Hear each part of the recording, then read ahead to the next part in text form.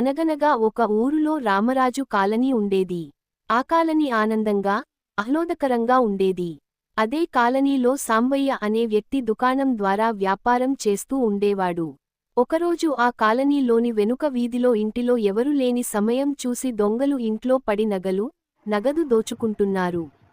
అది గమనించిన పక్కింటి సుబ్బారావు పోలీసులు ఫోన్ చేసి మా ఇంటి పక్కన ఇంట్లో దొంగలు పడి అన్ని దోచుకుంటున్నారు, మీరు వచ్చి దొంగలను పట్టుకోవాలని చెప్పాడు. అది విన్న పోలీసులు వెంటనే దొంగల్ని పట్టుకోవడానికి దొంగలు పడ్డ ఇంటికి వచ్చారు. ఏరయ్య దొంగలు సుబ్బారావు, అదిగో దొంగలటు పారిపోతున్నారు. రామరాజు కాలనీలో పారిపోతున్న దొంగలను పట్టుకోవడానికి పోలీసులు ప్రయత్నిస్తున్నారు. దొంగలు ఎక్కడెక్కడ ఉన్నారు, ఎటు పోతున్నారు వివరాల కోసం కాలనీలో ఉన్న వారిని అడుగుతున్నారు. అందులో భాగంగా దుకాణం యజమాని సాంబయ్యను కూడా అడుగుతున్నారు. ఎవరనో, ఎందుకొచ్చావు, ఏం కావాలి నీకు? అయ్యో, నేను దొంగను, దోచుకున్న డబ్బును నీకు కొంత ఇస్తాను, నన్ను దక్కునివ్వండి. దక్కు. సాంబయ్య గారు, దొంగలు ఎవరైనా వచ్చారా ఇటు?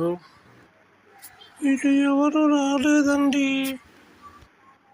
వస్తే సమాచారం ఇవ్వండి. సరేనండి. అదే పోలీసులు వెళ్ళిపోయారు. నా వాటా నాకు ఇస్తానండి. వాటా అడుగుతున్నావా? ఇదిగో కత్తి, చూడు, నేను చంపేస్తాను. నీ నగదు డబ్బులన్నీ ఇచ్చేయి. అయ్యా, నీకు దండం పెడతా, నన్ను చంపకండి, తీసుకెళ్ళండి అయ్యా నగదు. నన్ను ప్రాణంతో వదలండి అయ్యా. దుకాణం ముందు దిగాలుగా కూర్చున్న సాంబయ్యను చూసి అటు వెళ్తున్న పెద్దాయన, ఏంటి సాంబయ్య దిగాలుగా ఉన్నావు? వెంటనే సాంబయ్య మాట్లాడుతూ, దొంగను దాక్కో అన్నందుకు సర్వం కోల్పోయాను అని అన్నాడు. ధనం ఎక్కువ వస్తుందని దురాశతో ఇలాంటి పనులు చేసినందుకు నువ్వు సర్వం కోల్పోయావు. ఇకనైనా నిజాయితీగా పనిచేసే అందరితో బాగుండు అని వెళ్ళిపోయాడు.